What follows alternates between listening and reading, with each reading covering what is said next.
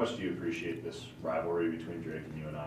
Well, I think, you could take all the in-state out of it, right? And they've just been really good games. There have been really good games since I've been here, and it's been really fun. And I know there were good games before I even got here. But then you put the in-state component to it, and it's really fun because there's so many in-state players on both teams. And so fans get to watch players that maybe they don't always get to come and watch you and I, or they don't always get to come and watch us.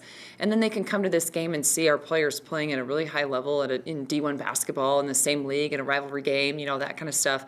And that's really fun. That's really fun for not only just our players to play, but it's really fun for fans.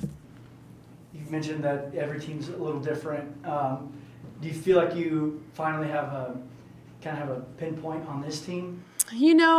This team is so unique. It really is. And, we've grown a lot, and we're still kind of forming some things, but I love the way that we see each other. We don't have our, two players that everybody knows that we're going to. We don't have that. We have a lot of different players that can do a lot of different things. I love the way that we're passing right now.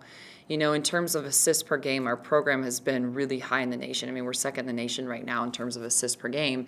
And when you look at that, a year ago, everyone thought, okay, it's because Caitlin Engel has these unbelievable numbers in assists per game. And now, credit to Caitlin Engel, she was really, really good and had a lot of assists. But right now, you have a lot of different players that are having a lot of different assists. In our last game, we had 5 players that had 4 or more assists. I mean, that's incredible. When you're talking about Becca Hittner, who's, she had 4 assists on the whole weekend. For both games, 8 assists on the whole weekend. You're talking about Becca Jonas, who had 7 in one game, and Sammy Baccarat, who's had 7 in a couple different games. That's what's really fun to be able to see as a coach, is how many times that we're passing and setting each other up, and we have just a lot of different options. Sammy kind of mentioned the big thing they took away from last year's seniors was being ready for Plan F to have to go into into effect. How deep do you have to plan as a coach for A, B, C, D, E, all to kind of fail? Well, you do. You never win a championship on Plan A. You ask any coach and they're not going to say, like, this is exactly how we thought the season was going to go and it's going to go here. And, everybody faces adversity, whether it's really external adversity, whether it's your own adversity or you create it or whatever else, right? Every team and every player faces some sort of adversity. So it's how we respond to it.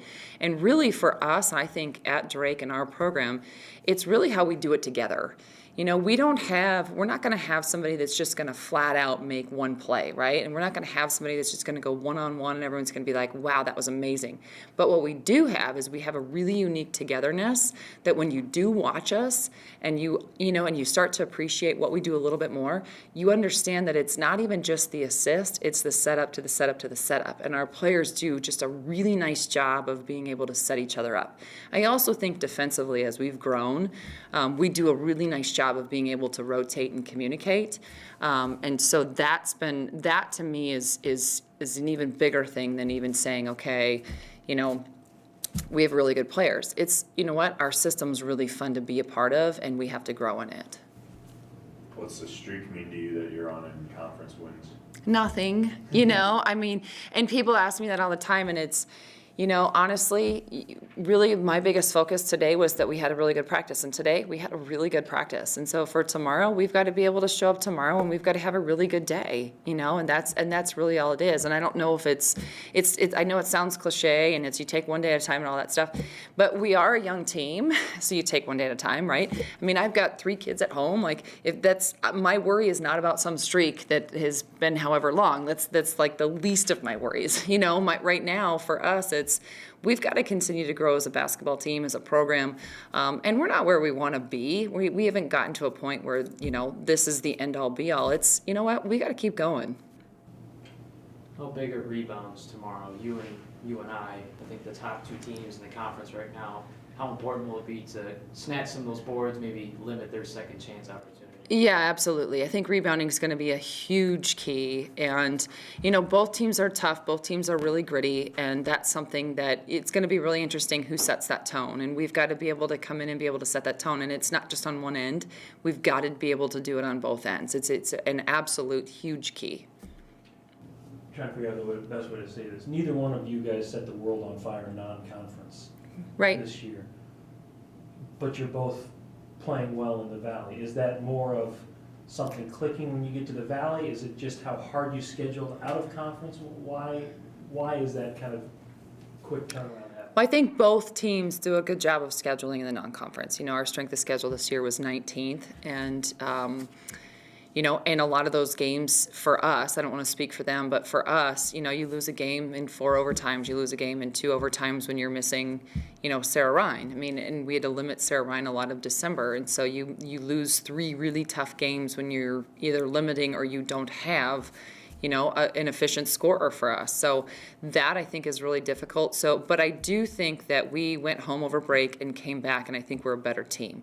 Now, you sit there and you're like, okay, wouldn't it be nice to be able to go back and play those games with the team you feel like you have now? However, you also can say, would you have the team that you have now if you didn't play those games before? So as you know, where we're at now, I have to take that second option because that's where we're at. But we competed in a lot of those games. We needed to be better. And honestly, we're going to continue to schedule that way in the non-conference. And what I think right now is the way that we scheduled this year in the non-conference is really going to prepare us not only for this conference season, but also for next year. Was it time off with the break that made the difference? Did something sink in, or did you change something, or is it? No, I can't take any credit for it. I mean, that's definitely our team. I think we had it's really tough to lose. It's really tough to lose, period. Right? It's tough to lose. And then it's really tough when you lose a game in 4 overtimes. And it's really tough to lose a game in 2 overtimes and then another close game. And then you go and you play, you know, at Iowa, and we didn't play that well. You know, we played really well for the first, 15 minutes of the game, and then not very well for that 5-minute segment, and then played okay again, but could never catch up. And so we never felt great. We never felt like we were really clicking on all cylinders or hitting our potential.